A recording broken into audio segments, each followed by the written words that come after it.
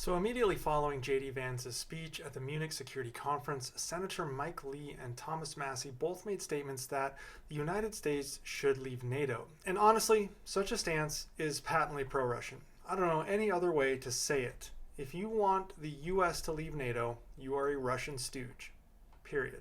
For over 75 years, NATO has been the backbone of Western security, a force for stability, and the most successful military alliance in history. In today's world where Russian aggression threatens Europe and China seeks to challenge global norms, NATO remains as vital as ever. Yet there is this growing isolationist sentiment in the United States that questions whether NATO still serves American interests. The answer is laughably obvious. NATO is essential for US security, economic prosperity, and global leadership. Abandoning the alliance would be a catastrophic mistake, one that would weaken America and embolden its adversaries. Since its inception in 1949, NATO has successfully deterred major conflicts in Europe, and only one country has ever triggered Article 5, and it was the United States after 9/11. And those other countries came to our aid. We fought against terrorism together in Afghanistan, and many of them stayed there the entire time we were there.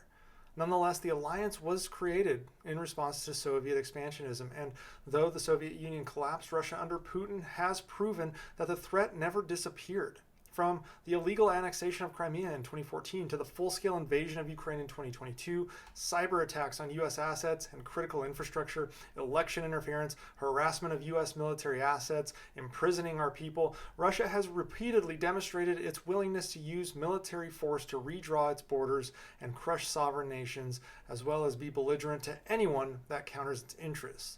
NATO has been instrumental in countering this aggression.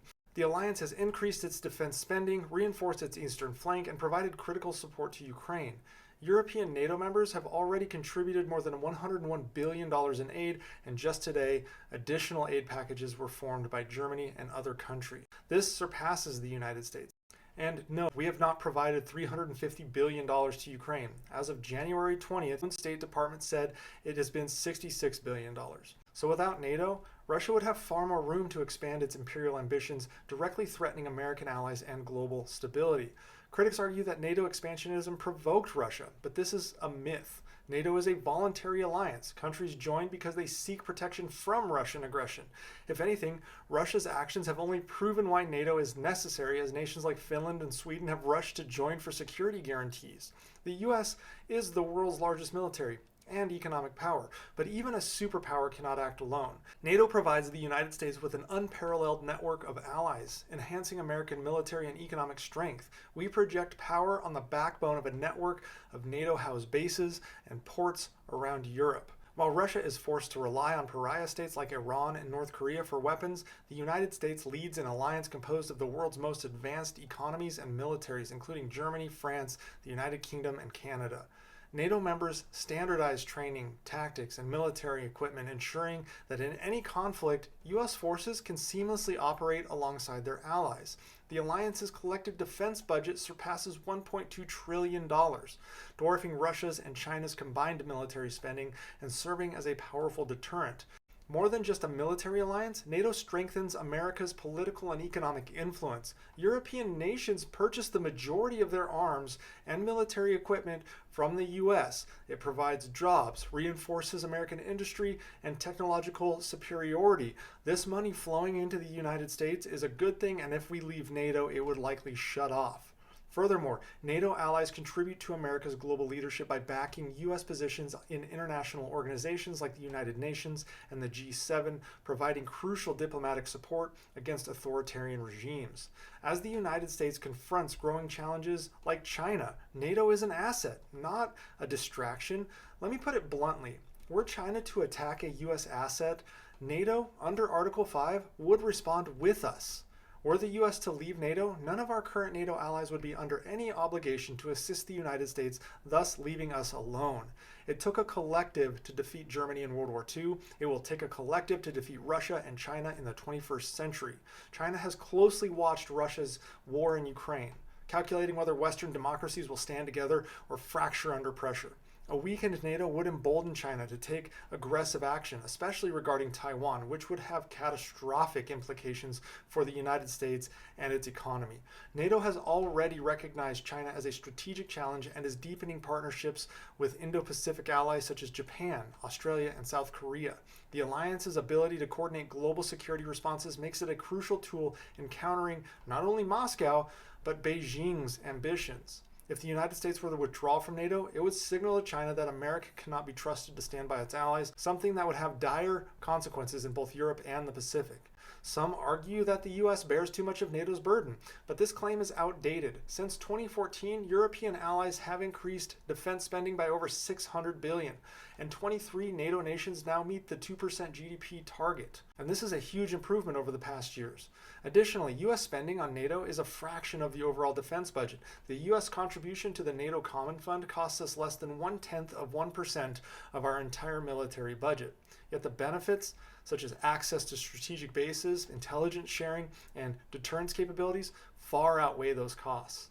If America were to leave NATO, it would create a power vacuum that Russia and China would eagerly exploit. European nations, feeling abandoned, might seek their own nuclear deterrence, leading to a dangerous arms race. Pacific partners may worry about U.S. commitments and do the same thing.